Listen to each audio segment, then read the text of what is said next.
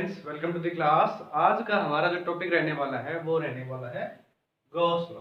ठीक है, Gauss law जो है वो 12th क्लास का एक हमारे पास फिजिक्स का टॉपिक है।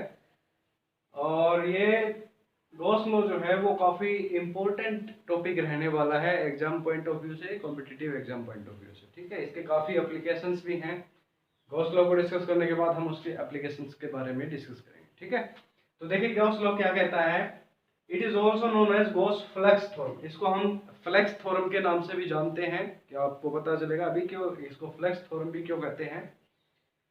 It states that the total electric displacement और electric flux through the any close surface surrounding charge is equal to the 1 over epsilon naught times of the net positive charge enclosed in that surface। तो क्या कह रहा है कि यहाँ पे ये कह रहा है कि जो गॉस फ्लक्स थ्योरम जो है या गॉस थ्योरम कहता है वो क्या कह रहा है, टोटल जो इलेक्ट्रिक फ्लक्स है वो किसी भी क्लोज सरफेस के सराउंडिंग जो रहेगा वो रहेगा 1 over epsilon naught times of the total positive charge enclosed in that surface। ठीक है, देखते हैं क्या इसको प्रूव करेंगे। यानी कि मैथमेटिकली जो इसका एक्सप्रेशन हो गया, फ्लक्स को हम फाई से रिप्रेजेंटेशन देते हैं।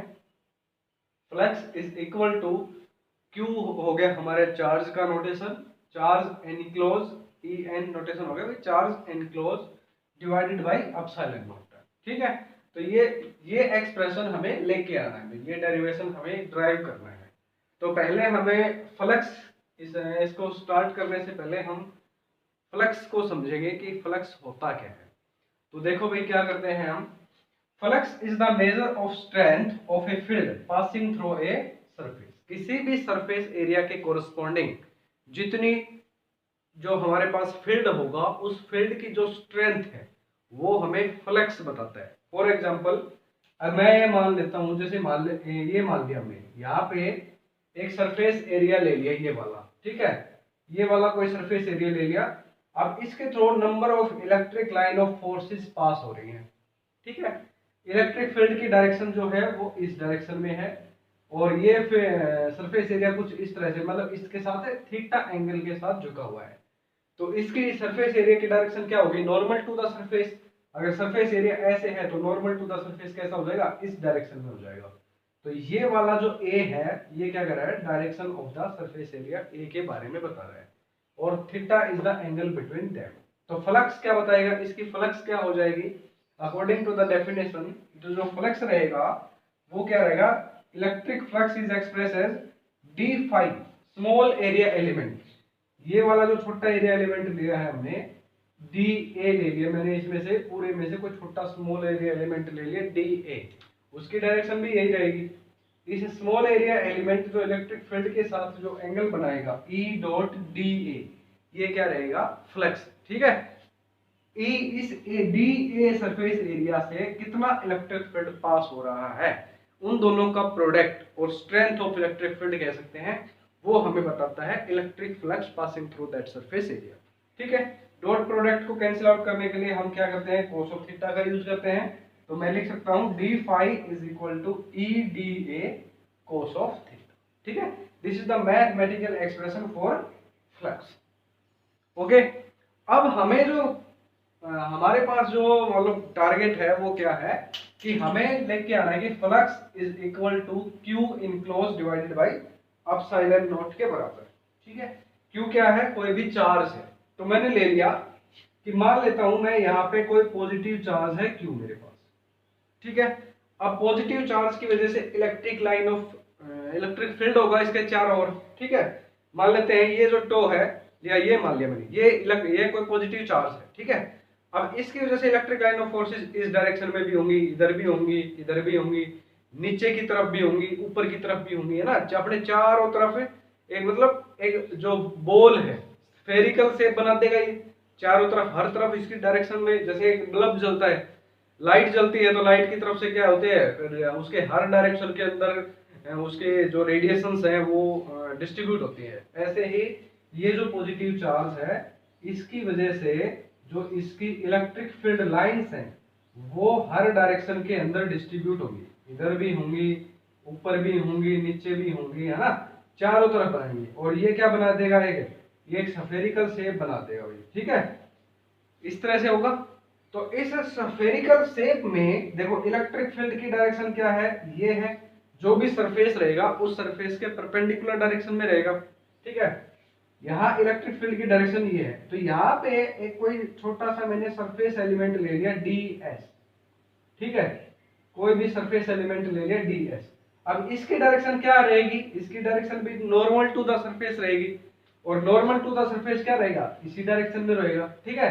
यानी कि जो ds सरफेस एलिमेंट है और इलेक्ट्रिक फील्ड है, वो दोनों के बीच का जो एंगल है थीटा, वो यहाँ पे कितना हो जाएगा, 0 डिग्री, दोनों ही सेम डायरेक्शन के अंदर है, ठीक है। मान लो कोई भी स्फेरिकल बॉल है तो उसके सरफेस एरिया की डायरेक्शन क्या रहेगी, कोई भी सरफेस एरिया लेंगे तो उससे परपेंडिकुलर ही रहेगा, और जो इसकी वजह से इलेक्ट्रिक फील्ड निकल रहा है वो भी हर डायरेक्शन में निकल रहा है बाहर की तरफ, तो वो भी क्या रहेगा, उसकी डायरेक्शन भी परपेंडिकुलर टू द सरफेस रहेगा। तो दोनों के बीच की अगर बात करें तो दोनों की डायरेक्शन सेम है, तो इसीलिए इलेक्ट्रिक फील्ड की डायरेक्शन और सरफेस एरिया ds एलिमेंट जो है उसकी डायरेक्शन, दोनों के बीच का एंगल क्या रहेगा, 0 डिग्री हो जाएगा, ठीक है। तो इस q चार्ज की वजह से मैं फ्लक्स कैलकुलेट कर रहा हूं कि इस ds एलिमेंट की फ्लक्स क्या रहेगी, और फिर उसके कोरस्पॉन्डिंग इसके पूरा जो सरफेस एरिया है, जो हमारे पास स्फेरिकल शेप बना रहा है गॉसियन सरफेस, उस पूरे सरफेस के कोरस्पॉन्डिंग फ्लक्स हम यहाँ पे कैलकुलेट करेंगे, ठीक है। तो मैंने देख लिया कि थीटा जो है for a positive charge theta is equal to 0, ठीक है।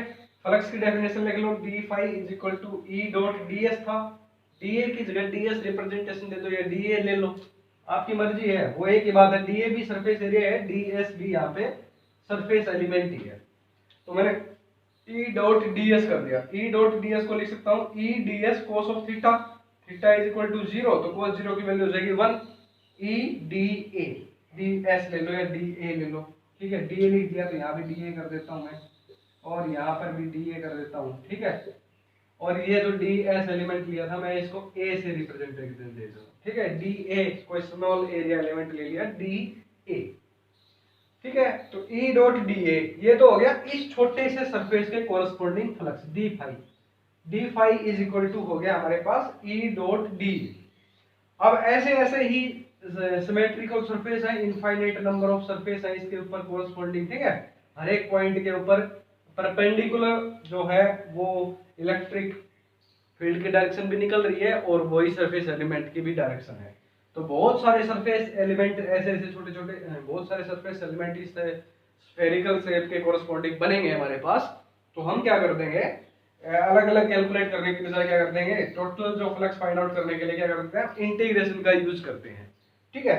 तो बोथ साइड इस इक्वेशन में बोथ साइड इंटीग्रेशन कर देंगे, तो डी फाई तो बन जाएगा फाई, ई क्या है, electric field due to a single charge, एक जो सिंगल चार्ज होता है उसका इलेक्ट्रिक फील्ड की वैल्यू हमें पता है कि Q जो चार्ज है और किसी भी r डिस्टेंस के ऊपर, इस पॉइंट की मान लो तो यहाँ से सेंटर से यहाँ से डिस्टेंस है r, तो इस r डिस्टेंस पे एक चार्ज Q की वजह से जो हमारे पास इलेक्ट्रिक फील्ड की वैल्यू रहती है वो रहती है Q over 4 pi epsilon not r, यही होती है। ये वाली वैल्यू उठा करके हम यहाँ रख देंगे, ठीक है।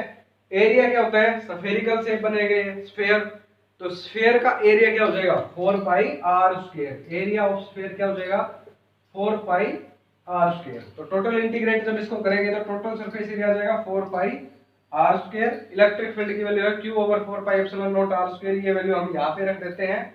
तो यहाँ पे क्या बन जाएगा हमारे पास 1 over 4 pi epsilon naught Q by R square multiply by 4 pi R square, 4 pi से 4 पाई कैंसिल आउट हो जाएगा, आर स्क्वायर से आर स्क्वायर कैंसिल आउट हो जाएगा, हमारे पास बचेगा इधर हो जाएगा total flux phi that is equal to Q over epsilon naught. This is the expression for Gauss law, ठीक है।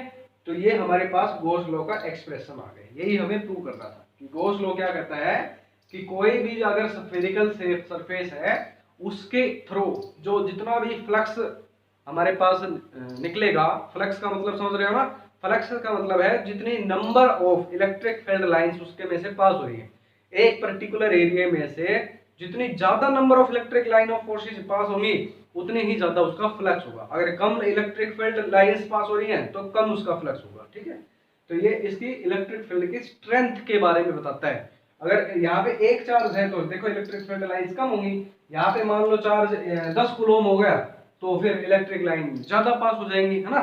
और यहाँ पे अगर मान लो 100 कूलम चार्ज हो जाएगा तो और भी एक पर्टिकुलर एरिया के कोरस्पॉन्डिंग और ज्यादा नंबर ऑफ हमारे पास क्या हो जाएंगे, इलेक्ट्रिक फील्ड लाइंस पास होंगी पर्टिकुलर एरिया के कोरस्पॉन्डिंग। ठीक है, तो इलेक्ट्रिक फील्ड की स्ट्रेंथ है बढ़ जाएगी। तो फ्लक्स हमें इलेक्ट्रिक फील्ड की स्ट्रेंथ के बारे में बताता है।